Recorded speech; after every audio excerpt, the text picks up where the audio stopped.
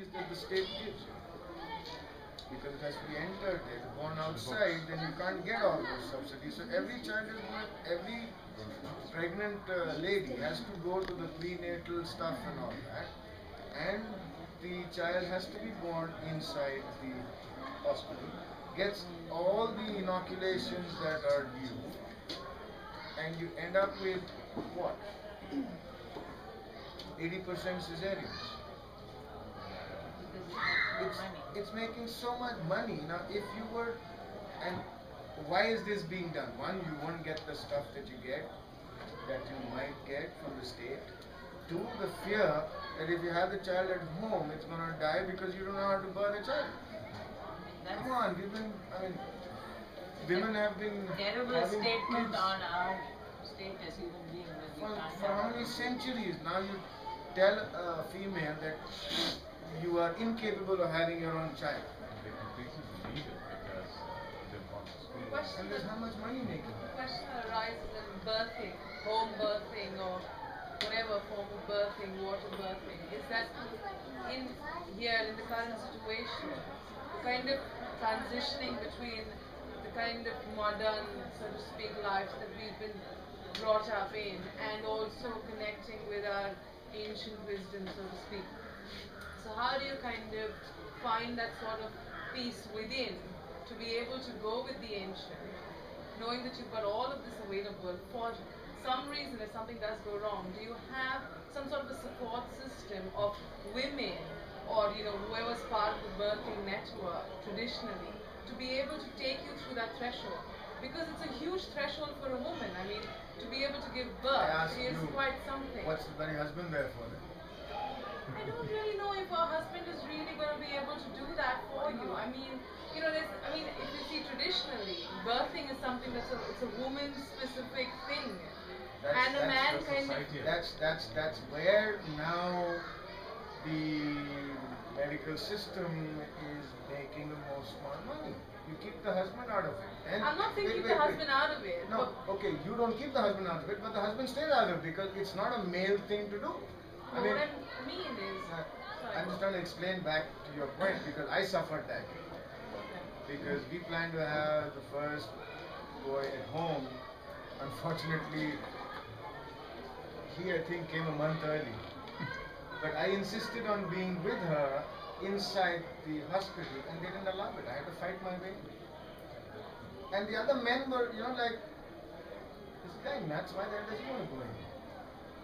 But then who is going to support the female when she's in that state where she obviously can't do anything? She's vulnerable. Absolutely vulnerable.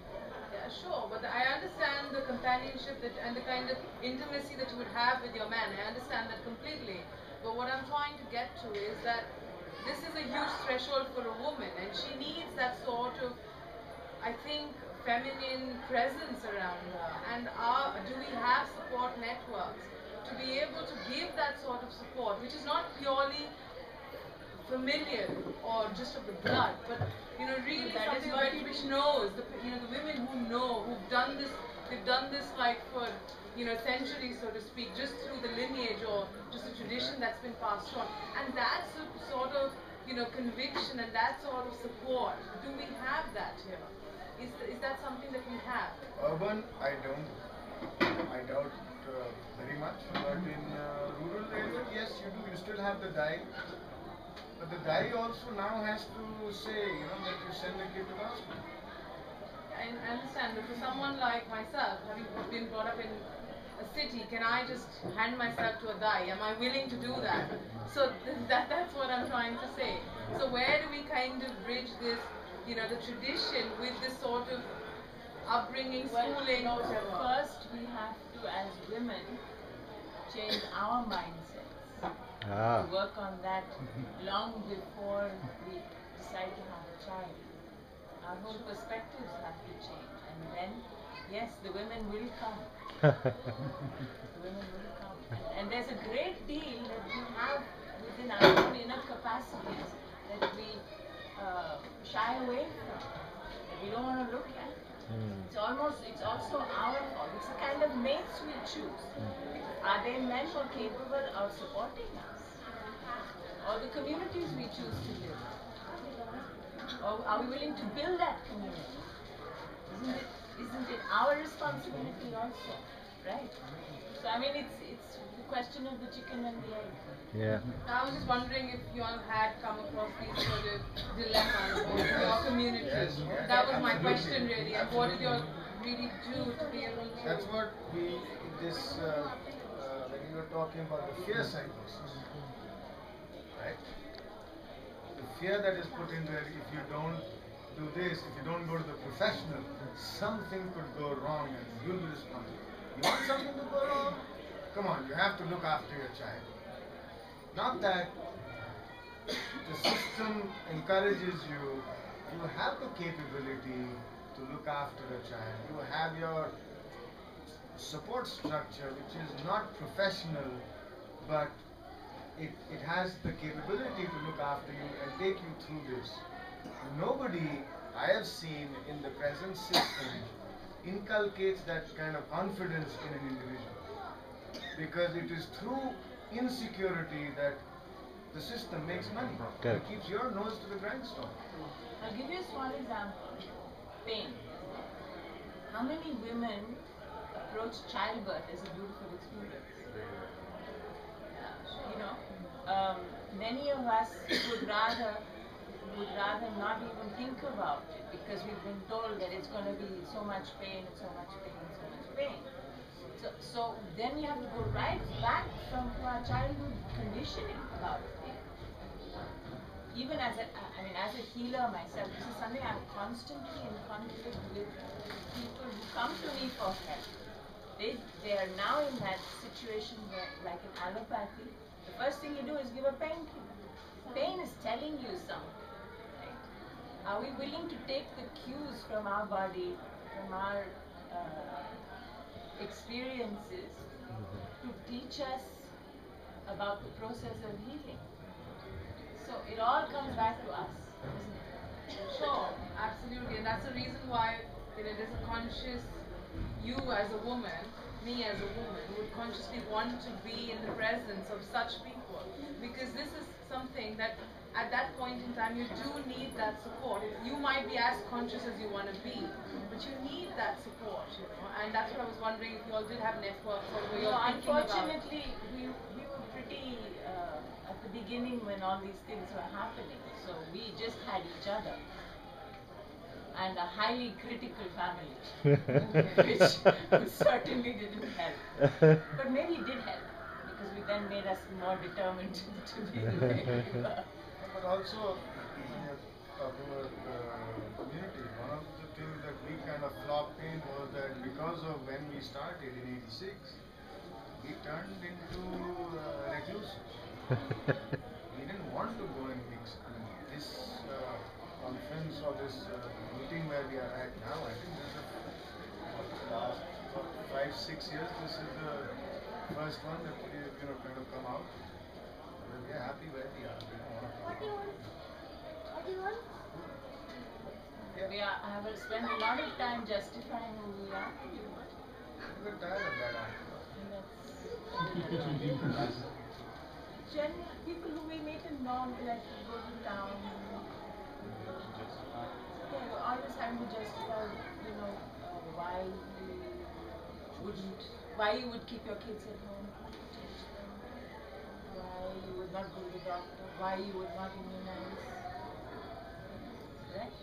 So, why you won't eat, how come you're out of the herd? what do you call it, white rice?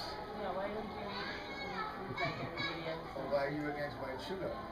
Like, so you got to keep on harping on the same things. And then you get into the lecture circuit on the other hand, which you don't want.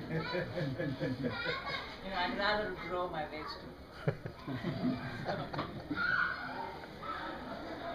There is 30-40 of us who are probably trying to establish a community. You did it way back all by yourself when you were remote hinterland. You did it. This 30-40 families from all of the country, we're only virtual community as of now, because land is missing. The hunt for land takes us to various places. He's archiving all this just to get a hang of the whole thing. So go to various places, and sometimes the feeling is that do you belong to the land or the land belongs to you? Do you buy it? Do you lease it? So there's a whole lot of stuff that goes along with this. Anything that you would like to suggest in terms of deal with land, buy it. Put your roots down, own it. We are of the kind where we've been castigated for making statements like, when this whole GM issue happened, we made the issue like, who was it? Somebody from the planning commission or somebody said, a bunch of Luddites. Bunch of? Yes, absolutely. Alu Alia. Yeah, Luddites. Luddites? Says, yes, we are Luddites. sense of the night? Okay. This was the movement in England where they Anarchists. Not anarchists per se. They are against change. Okay. Right. Okay. So you say yes, and if you come on to our lives, our lands, and kind of hurt our sustainability, we'll fight for our land and our rights. We'll die for it. Maybe even in the process have to kill for it. And this is in the open. That is the kind of attachment I see farmers had and lost. So now you can do anything on your land because you're not attached to it. You can put pesticide in it, herbicide, you can kill your land, screw up your water, you can do what you want, you're not attached to it. That kind of attachment you only get. You buy and you burn all your bridges. That's what land is all about. For us, it's a very emotional thing, the land. It's intertwined with our identity, with who we are, with how we live, everything. And if it says, somebody comes and says, we've got such a beautiful piece of land, why don't you sell this to a resort guy, he'll give you a lot of... And on the other hand, we have interacted in the past years with groups who want to come and buy land, help a lot of people find land. As I was just saying earlier, in all these 30 years, just found one or two people who've actually taken that step. All by themselves. No, actually said, okay, who burnt their bridges. Yeah, who actually burned the bridges and done what they dreamt of doing. A lot of people want to keep one foot in the city. No, we need to keep that job going. Or like the last people we had, the 2-3 families, IT people, we found them there. We were going to sit down for a discussion to buy how much. We found the buyer, we did everything for them. We're pretty excited, we'll have neighbors at last. Yeah, we would like, Where are you all? we'll have people around us. Below Mysore. What's the per acre right now there? क्या चल रहा है? 3 to 4 lakhs an acre. Dude, budget में यार. But listen, this is a Let's tough, move. tough area, okay? We like challenges. Tough area. As long as the price is low, the challenges are welcome. We are doing permaculture and stuff, We'll yeah. take that offline. We started college with about 8 acres. Now we are cultivating about 40 acres.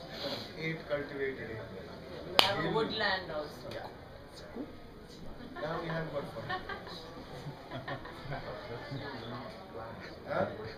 Am I glad I came here? तो last year नहीं मिला My उनको? eldest son, he's cool, but my eldest son says, everybody wants to leave. Let's just buy everybody's land. Let them go, man. Let them go. Let's buy up everybody's land. Go to the cities. We're coming. So 2-3 most difficult, most complex things that you have to tackle once you, of course you talked about how do you relate to a community once you settle there, because you can't be an outsider. I heard that as a biggest learning.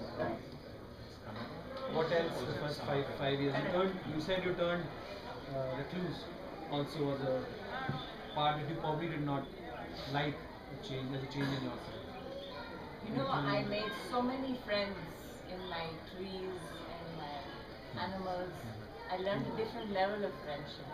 Absolutely. I swear it. I get it. One thing that we see in a lot of meetings, a lot of discussion, a lot of points of view, they're all very human-centric.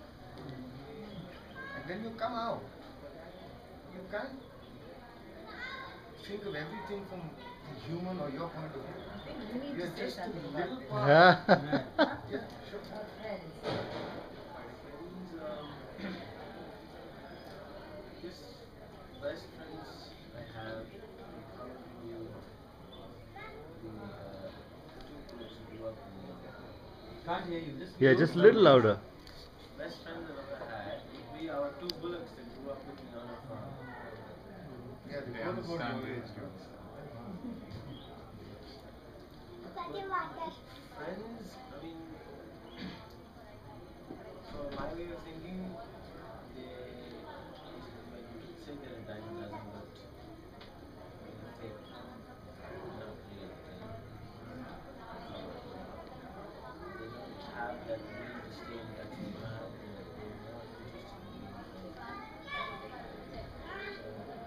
friends. Friends for me are more like the whole farm itself. If it comes to humans, probably the people who work on the farm. There's something personal. And Louder, sweetie. We tend to mumble. He can yell pretty loud. Across the valley. so people who work for us, we have people there working for us who worked for us since they came. Who also grown up with us. 30 years, 28 years. So there's no monetary exchange in the work when you say people who work for us. It's like There is, because they need to. You have to pay them. Yeah. They also get a share of what we do. I mean, if I grow vegetables in the extra vegetables, you take vegetables home every day. Remember, cows are taking milk as much as they need for their family. they grow. Huh? There is milk grown up. Milk. Yeah. We produce about 15-20 liters a day. A lot of it goes into cheese production. The rest is for lots of other You make your own cheese then.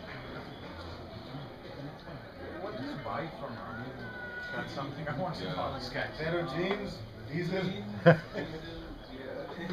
Beer. Can't make beer at home. Salt. Why not actually? Salt. We make all the other stuff. Yeah? The Mawa. distilled stuff and all, but Mawa. not the. we distill fermented sugarcane. Sorry? Moment here.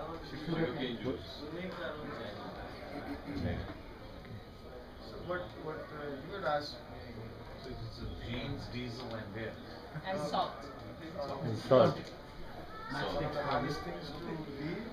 Hardest thing to, the most Not complicated or much, complex I have things it lighter. as an urban is these 30-40 families I am talking about. The base, I mean, we came in alone. Yeah, we produce our We own. were our best friends. So no fuel Right. is needed. We were about 21. Except for the car. We had to. We also use firewood. But A lot of at 21, we didn't have too much of a baggage. Now, at this age, More condition, urban baggage that you bring in intellectually, much more. that is far more difficult to handle. And since you're different families, your politics will be far more difficult to handle than the land. Land is very easy to handle once you're Families. very easy. Now, extended families, how do they like handle it? Family planning. well, now I'm organic buying land is next to them. fashionable. So, Now there's a premium. now sustainability is a good word. So there is a change in the way people look at us. Yeah, now, Any try on biodiesel, sir? Biofuel, biodiesel. yeah. Biodiesel, ethanol. Making some biodiesel. It's a movement in Karnataka, Yeah. on the government side. But I just wanted to hear it from you. Yeah, it is. We are still not at the point where we want to do it now. It's still too early.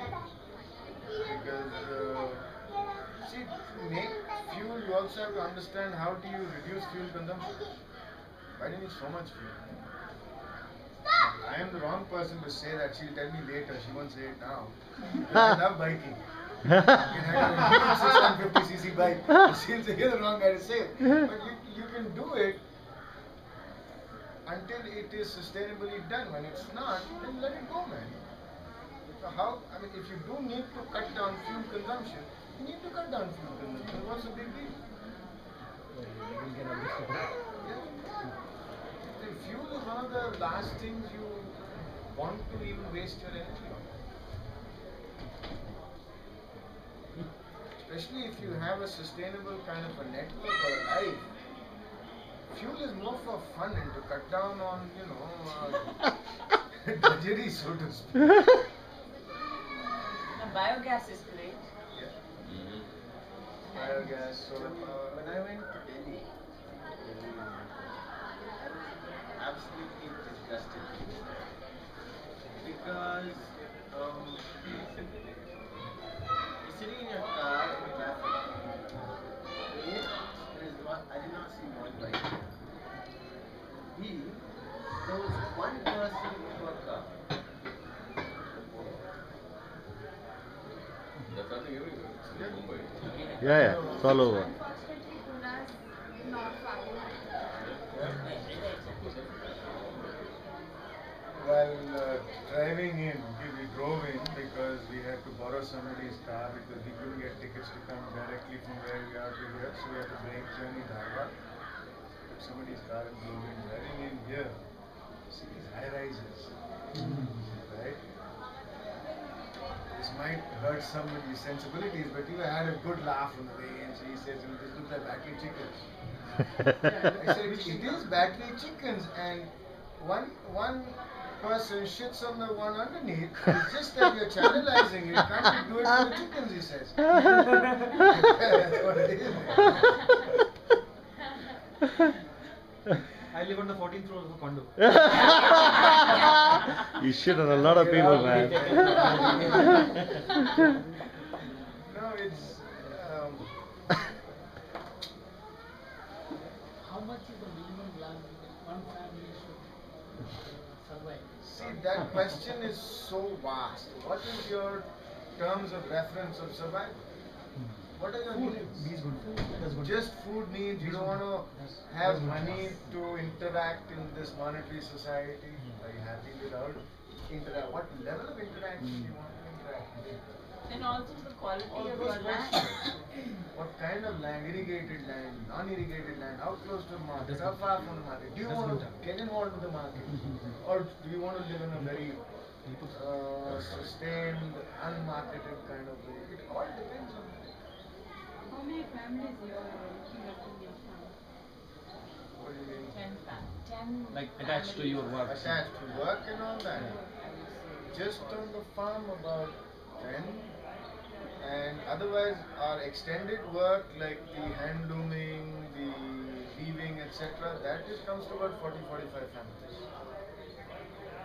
That's far. With like Dindigal, which is in Tamil Nadu. There. And Kannur district. People come from those places. Yeah, all the weaving. No, we go and give them our Okay. yarn and they do weaving for us. We decided not to put in power looms because handloom weaving needs some kind of support. So we only hand. And there is so much skill around us, why should we? Why replicate that skill? It's already there. Cotton. Yeah. All these are Yes. No TV at home. We have TV, but we don't have a dish connection.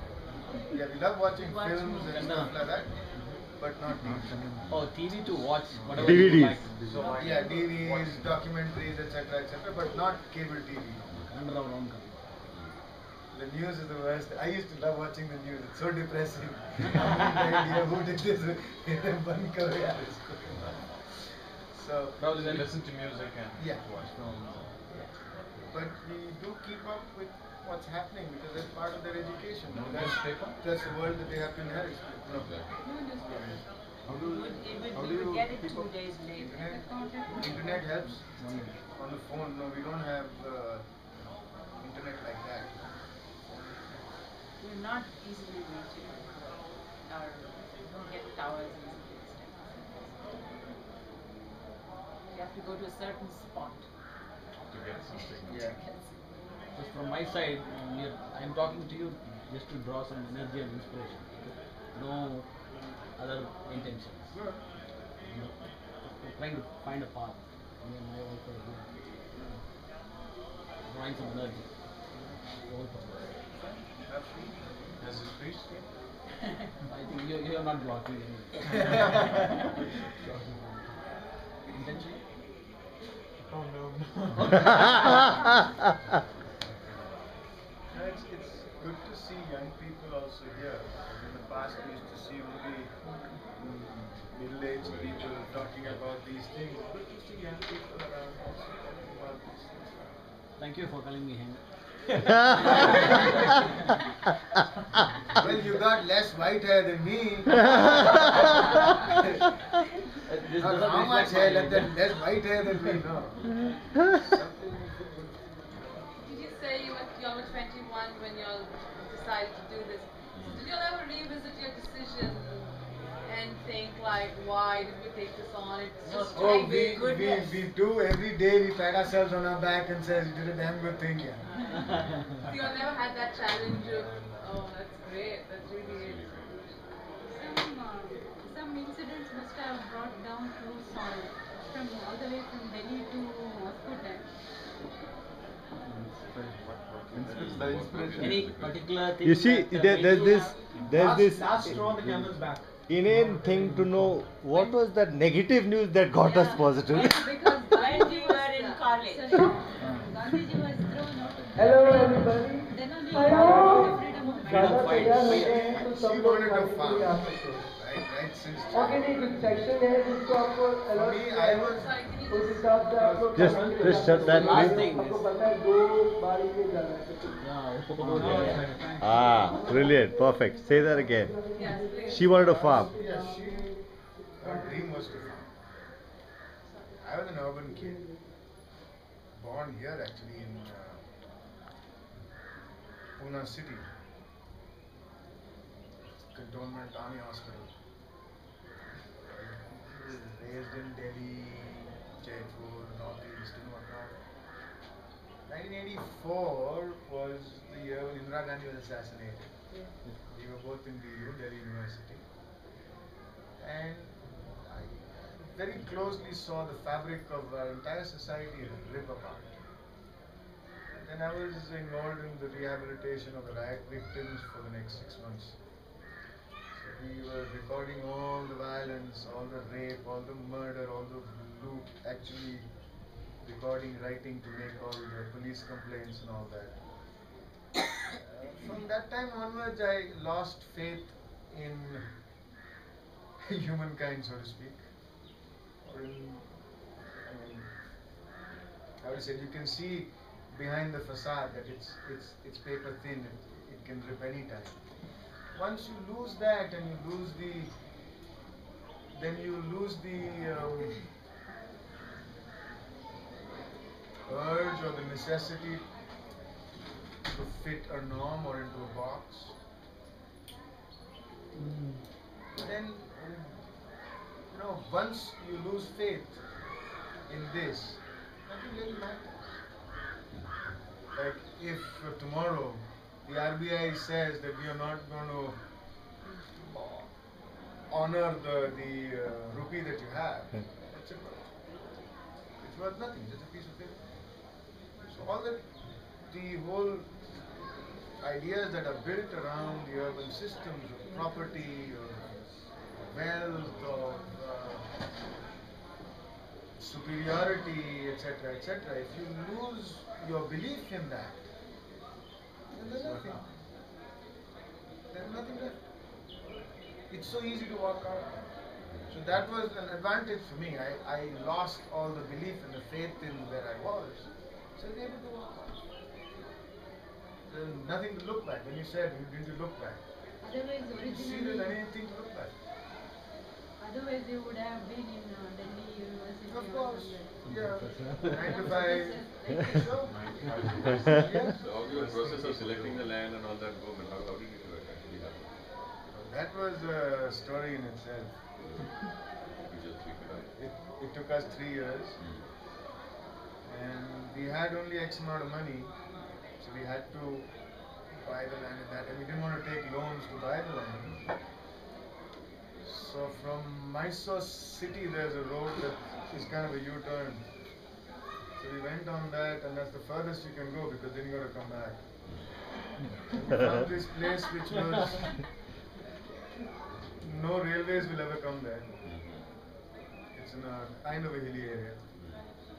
And it's very close to the natural parks, Nagarole, Bandipur, etc. game sanctuaries, so there's no urbanization is going to happen there. So I said, at least it's not going to screw up in our lifetime. And as far as we could. But then the anti of that was no markets, etc. Market is too far, that's too far, this is too far. In Mysore. No. We bought the land, we had an old jeep, we lived in the back of the jeep for a while until the first room was built. Wow. How did you land up in this? You said from Mysore you took the road, that's why. Somebody owned some land somewhere, went to see it, and that guy said, we have another piece of land which is by the river but is very interior. So he said, yeah, interior the better, I hope it's cheaper. Yeah. How many kilometers away is Mysore? It cost 68 kilometers. It cost us what? Yeah, the whole land, everything cost about 6,000 rupees an acre. Whoa. But 1984. Then, now. 1986. Now it's maybe about, along the river, land is more expensive. It's about 6 to 8 to 10,000 and 10 lakhs an acre. Do it even now. Interior Forget about 5, 86. 6. Talking about the present situation that we are in this discussion. Even if it was 6,000 rupees now. Yeah, but then 6,000 was a lot. But then also you didn't have all the facilities you have now. You don't have the support structure you have I now. mean, the amount of support there is now for organic farming. Or even an alternative lifestyle. Database, knowledge, all of these things. That's hugely improved. It's really a lot easier. You said there are just two. Yeah, complete what you were saying. Complete your train of thought. Okay, there's just two families who come, in this whole time that you've been there, who actually have bought in, there. No, not near us. No, they went and bought in their areas, not near. We have nobody Still near have us. nobody. It's still You very talk about isolated. communities that you're talking about the local people as a community, not No. other people who Yes. bring them in. This What do you fabric that we say is so thin, paper thin, etc., and all these statutory systems and the corruption that happens. So, did you have rough edges dealing with the Tahsildar, with the land record, with the tax authorities? Did you already talk about that? Did I miss it, or you want to share something about how you dealt with all that? I mean, is it a pain point? Was it a challenge? We became members of the Karnataka Rajya Right Sangha. Very strong farmers union, and so it was our business to fight for the Tahsildar and to make sure that that the farming community was able to achieve what it needed in order to survive.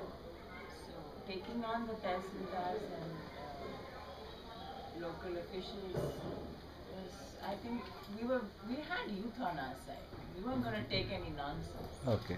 Yeah, We'll fight. Yeah, no problem. This comes with the job. Yeah, but there was Comes with the a decision. time when I stopped taking her Yeah, to he the wouldn't offices. take me because I took hold of a Tahsildar once. I took him by the scruff. And I told him that he was sitting in a chair that he better behave better. So then he stopped taking me. No, it was fun. Every difficulty, every hardship was great fun. How far you are away from this Dr. Sudarshan's experiment? Dr. Sudarshan had an experiment. Yes, Some Sudarshan community was in decided- Bihar Hills. Yeah. Yeah, Bihar Hills. Yeah. That's about, 120 kilometers? From your place. And how do you rate that experiment? It's a different 2 years. It's an experiment.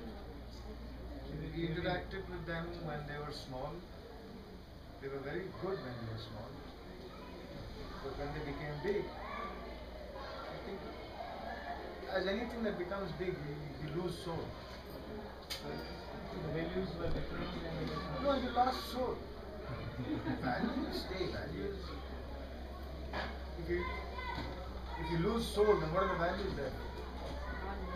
Just to put on a poster. And when you get to it's a question of sustainability. When you get to the point where you have to always be looking for funds to do the work that you are claiming is sustainable, it's a sort of contradiction in terms. But yes, when they were small, very idealistic, they were very good. Absolutely. local people in the PR Hills community, it's sort of be community owned. Yes. And all the benefits probably go back to the community. So, are these kind of experiments in any way have some paths for sustainability? See, they do. It's not that they don't. But when one ego develops from such a movement and it becomes ego-led, then where's the movement? That's the sad part of a lot of these organizations, that one ego takes control of the entire thing and becomes far more important than the people and the movement and the people that it was meant for. That's why we left the Farmers Union. That's why we didn't leave, we were kicked out. Yeah, sorry. We were kicked out. Yeah, we were expelled from the Farmers Union also. Was the language ever an issue? Yes, but we learned. Are you from that part?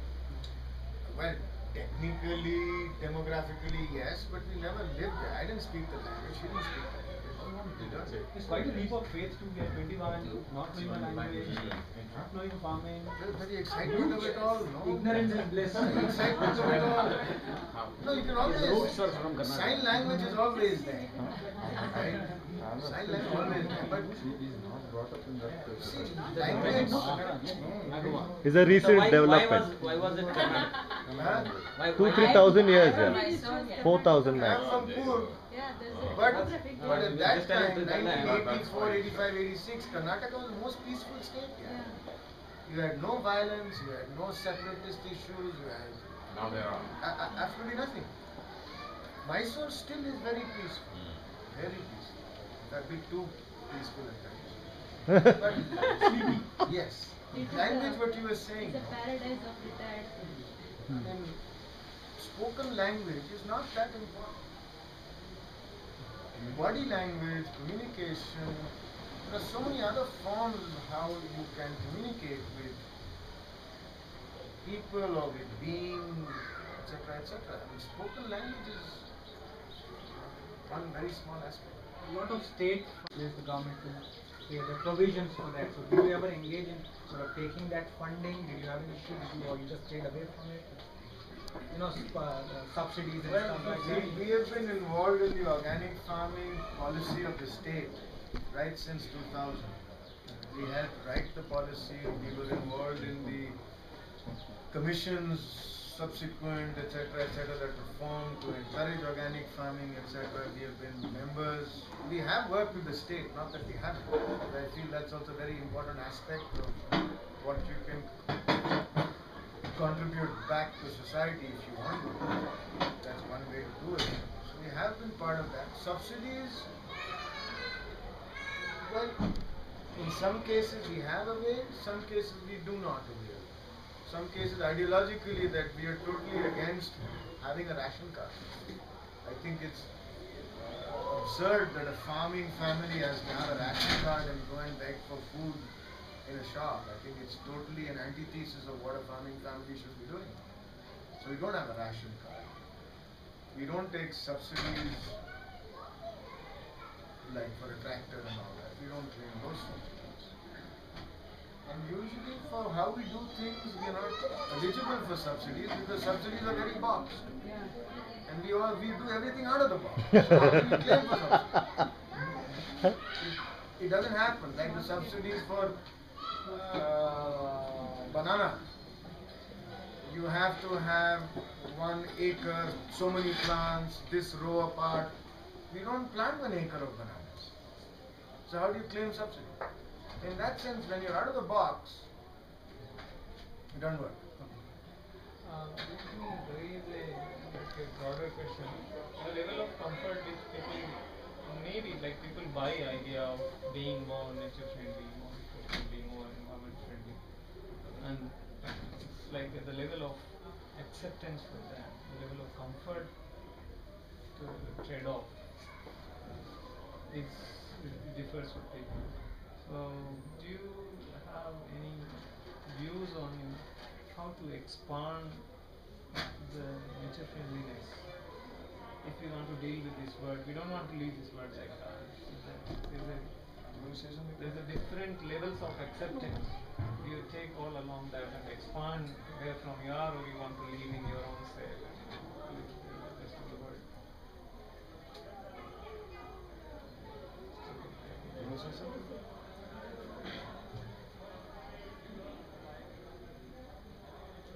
Thing is, the rest of the world, what we do, the idea of it, the idea for the rest of the world is they like, wow, and everything for the idea. But to actually come and do what you do, like practically work, pretty much, what, 75 to 80% of the people that I meet, they all think that they're above that. Above that, they can't do physical work. They're above it. Right? It's degrading. Yeah. Okay. Working in hands is big beyond below. So usually I just say, you know what, screw you, you don't want to do it, don't, just keep to ourselves. So I would rather stay on the farm and live a happy life than go outside and tire myself out trying to make them understand why I do what I do and why it's so important. To answer part of your question also, getting more nature friendly, what you say. See, it's not just awareness, it's also commitment. Like, all interactions we have in nature, literally every interaction is violent, in some form or another. One of the most violent colors in our spectrum is white. Next most violent is black. If you think about how the clothes are made white, every kg of yarn in today's technology requires, cotton yarn I'm talking about, requires a kilo 0.6 of fiber to process it, to get it to the state that it can be put on the looms and kept white. The bleaches being used, where they're being dumped into the waterways and the soil, the violence that is created there. And the other is black. Lead is used for black. All that lead is going, where is it going? Going into actual Our food, our soil. Now, you all must have studied this issue of this GM food starting with GM cotton. We are at the point now today that if you're not wearing organic cotton, you're wearing BT cotton. You were wearing? You are wearing, GM cotton. GM because there is no in between now. So you want to be nature friendly, but one is how and one is how much of a commitment do you put in? Like the vegetables you eat.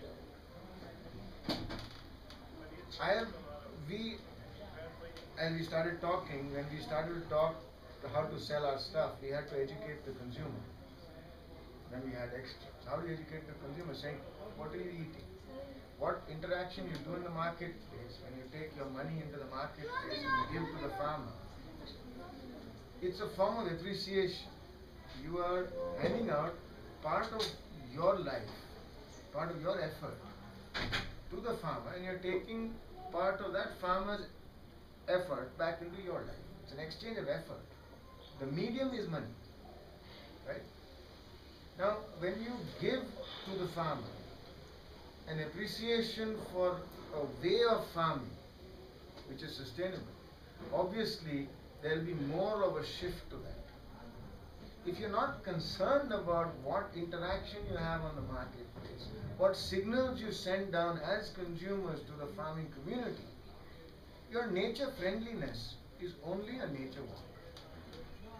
It doesn't go down. Honestly, I was meaning something slightly different. No, sorry. Yeah. I misunderstood. You are Sorry. saying something else. Sorry. Let me ask you. I mean, you are so convinced the way you are living. For myself, I'm not here to change the world. I'm not saying you live like me. I agree. For myself. I agree. That's why my question was that there are people around you. I'm not as comfortable as you want to live. I appreciate that. So I want to move ahead. I have some appreciation for that, but I want to be comfortable at somewhere. Absolutely. Somewhere in the middle. Do you welcome that, or you want to stay in yourself? No. That's my question. Absolutely. My question is, do we want to expand this, or let the world be like that and No. be like that? That's my question. Everybody to what level you want to be. Right? To each his own. To each his own, yeah. So how much you want to be, how much you are comfortable with, as you said, your words. We have to expand. My meaning is we have to expand. Yes. Unless we expand, we are just struggling now. But in expanding, I think we have to work within ourselves first. That's idealistically true. Yeah, that's what I'm not disagreeing. Correct. All that I'm saying is that are we willing to work together to at least move few steps? Absolutely. Yes. So is there, see, let me put it in very differently. See, there is a real life problem anywhere, even in nature, whatever you're doing, you have a real life problem. So some insects are coming and eating away. So you try to understand the situation and you try to learn about all aspects and come up with solution. And you do something, whatever solves the problem. You don't say, okay, we are here and let the problem be there. We are going to be just like that and we wait for problem to be solved. No, sometimes you have to let that be. No. Sometimes you have to let the problem be because there is no solution which is better than the problem. Sometimes we are actually dealing with the human behavior. Yes. What I am saying is we have to do as much as to bring the humans to that level of understanding. No, I think that's what they were trying to say. That's what they were trying to say is that most of the stuff is centered around human beings. When we're not figuring out that everything else is also around. So therefore even that insect that's eating, okay, fine, let it eat a little bit. It's not just spotlight here, please. Is that? See, sometimes as an example, we have elephant problems. Right? We call it a problem. Elephants are just looking for food. So you have to share. You can spend energy putting power fence, you can spend, like at times we have also done, I'm not saying we haven't done. At times you take your tractors at night with guns and fireworks and fire and all this. How much effort are you putting? But when you think, okay, let the damn things eat 20% and go, man. It just wants to eat, it's not going to destroy it. But when it comes that it's going to destroy, then you have to protect yourself, yes. That yes, but then the problem, as you're saying, for us, what it was is that we decided to move on. We can't say now the problem is not ours. No, we're not saying that. Neither do we say that we have done this exceptional work, you have to appreciate and you have to also be like us. No, we're not here to convince the world. Okay. We are happy where we are. If somebody wants to see and wants to get involved or wants involvement to make something better, yes, everybody is for that. But to each his own again. Right. What level of comfort are you at in changing your life? So I have a question that's connected with all of us who are either moving that direction or people later on have to move in that direction because there's no other choice. My question is, based on your so many years of experience living a life like this off the land and stuff like that, with 7 billion people right now in this world, do you feel or do you know that there is enough for everybody or there's shortage? Right now it's just a matter of we are doing things in a way to produce so much just so that we can provide everybody with tomatoes and rice and blah blah blah. But actually 7 billion में से कम होना पड़ेगा if we have to live in harmony. How short an answer do you want for that? As long as possible. Yes or no is also a good question. Sir. Yeah, we're gonna make it 7 billion is smaller number or More than enough. There's more than enough if we let it go around. okay. We don't let it go around because that's where the money is. And if you're saying in terms of food, what's the biggest grown crop in India right now? Irrigated on the best Rice? soil, the best Sugarcane. sugarcane. Sugarcane. What is that? Sugar. That's booze. Sugar is a byproduct. Booze. Liquor is the product. That's the Alcohol. biggest crop. Sugar is the byproduct. And I didn't know that. your what do you call it? Ethanol. Ethanol is the product. That's where So ethanol, the whole thing about that's for using it as fuel. No, that is for liquor liquor. industry, what's the base? Ethanol. Ethanol. Okay. That is daru. The byproduct is sugar.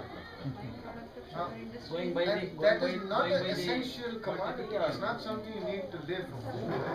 You want to grow food? Molasses is a byproduct of sugar It's production. the other way around. Economically, it's the other way around. Technically, But we the need to amount this. of ethanol consumption is lesser than that of sugar consumption, right? I Ethanol wouldn't is say used so. for ethanol is used for liquor, man. Say so. It's the base for all Karnataka the government alcohol. works on its liquor. What does? Pays for Our state Second- government salaries are second paid biggest by the source excise of income. department. Even the chief minister has accepted it. If you have your cut down on excise department or Cheap liquor sales, we won't be able to pay salaries. No, so basically, if we grow all foods, biodiverse and all We of that. have enough to send to Mars. We already have enough to burn. We are sending stuff to Mars. We'll have enough to do that. Do you have the plans to expand your farm further? No, that Oh. we leave to us. It's enough of a job right now. How many hours of farming do you do? How much? It's like Need base. So, whatever needs to be done has to be done. There's no choice. no excuse. It doesn't matter if you're working from 4 in the morning to 6 in the evening or from 6 in the evening to 4 in the morning. It's like, doesn't matter. The things have to be done at the right time. Right thing at the right time. Vivek, when you started off, keep it side of us. 2, 3 days, then you have to wait for the Button next. You have to wait for the next harvest of cheese. At the right moment. Next year. What do you say? I'm saying you would have started off on a smaller scale, as in lower acreage or whatever. Yeah, you started 8 when you acres. first bought. 8 acres. Now you would have expanded over a period of time. So obviously we are trying to stress somewhere the importance of being small scale, not scaling up. But this need for you to scale up to whatever, 8 to 30 acres or whatever you are, that would have grown, that need came from where? That's also I'm wanting to explore that question. Because Why did we expand? Why did we expand?